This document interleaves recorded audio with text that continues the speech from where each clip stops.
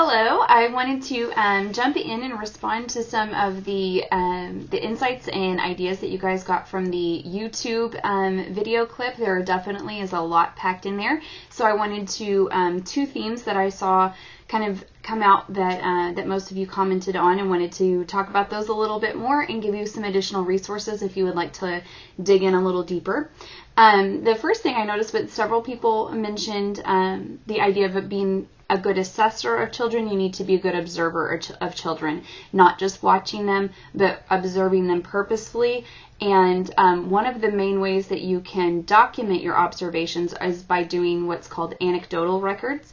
It's basically you just watch for a period of time and you write down what happened, and you keep that record, and you so it helps you observe and see over time a child's development. So actually in our text on pages it starts on 166 and then goes forward from there. It gives you some really good examples of anecdotal records, how to take them, what to use them for. Basically the idea is if I know that I have a child that we are their objective or their developmental goal that we're working on right now, that we're trying to scaffold, is for them to be able to jump off of the ground with both feet. It's a gross motor skill to be able to get both feet off the ground when they jump.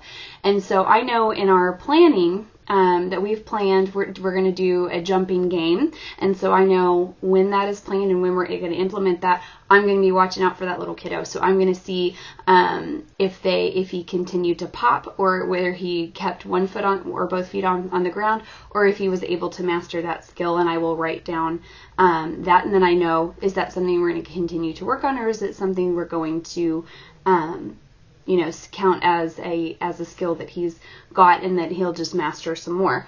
But it gives you lots of examples in our own text, so I wanted to let you be aware of where that is. It starts in chapter 4, talking about observing children. So for those of you who did note and have interest in that, that is a great place to go first.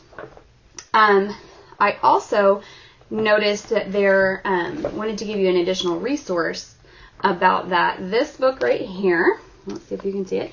It's called Assessing and Guiding Young Children's Development and Learning, and it is by Aurelie McGaffey and Deborah Leong. And this one that I have is the 3rd edition, and this was published back in 2002, I believe. So it's very possible that they have a more recent edition out now. But this book is fantastic for knowing how to assess and observe and plan for young children. It is a fantastic resource if that is something that you're wanting to develop more as a professional. I would highly encourage you to get that book. The other theme that I noticed were several people mentioned the concepts about early literacy that were included in the video, namely that that read aloud is one of the most strongly linked things to children's success later in school. And it seems like it's a really simple thing, but even if at 15 minutes a day, that's kind of the threshold period that you want, a minimum of 15 minutes a day of read aloud for children is linked with incredible gains in their long-term success in school. The reason for that is, as some of you have mentioned in your postings, that it's not just about learning to read and write. You have to have a foundation of understanding language, being able to communicate your own ideas. If you do not understand and cannot communicate in basic language, then reading and writing is going to be that much more challenging. So that's where that some of you, especially if you're working with children 0 to 3, 0 to 4, you may think, oh, well, I don't really do much with literacy because literacy is learning to read and write. You do a tremendous amount of work that happens in those very, very early years that make it possible for those kids to be able to read and write when they're in pre-K, kindergarten, 1st grade, 2nd grade, when they're doing the foundational real skills of actually reading words in print. But a lot of that foundation that makes that possible happens well before then. So when you speak to children with full sentences, when you read those books, they get to hear a lot more language that they don't hear throughout the rest of the day. They get to see pictures and concepts and ideas that don't just come across in normal everyday language. So I strongly encourage you to, if you do not already have this built in for your children that you work with and your own children, 15 minutes a day is a minimum, and it will make a big difference in the way that your children are able to understand and process learning there's the concepts of language, and also those early literacy skills that are involved when they actually sit down with a book or sit down with a pen and paper to read and write. So in that vein of early literacy, I wanted to recommend this book to you.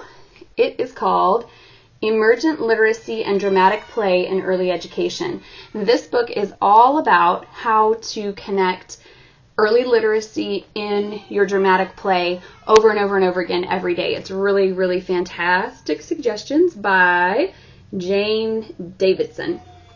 And again, she may have a more recent edition out right now, but this is the one that I have, and it is again just full of so many wonderful thoughts and ideas about how to weave literacy into everything that you do with children every day. It's a really fantastic resource. All in all, everyone is doing an amazing job this week in the discussion board, so keep it up. We just have that couple more days to finish the week strong, responding back to everyone who's responded to you. And I really look forward to hearing your curriculum papers that are due on Sunday night. So I hope you guys continue to have a great weekend. Thanks.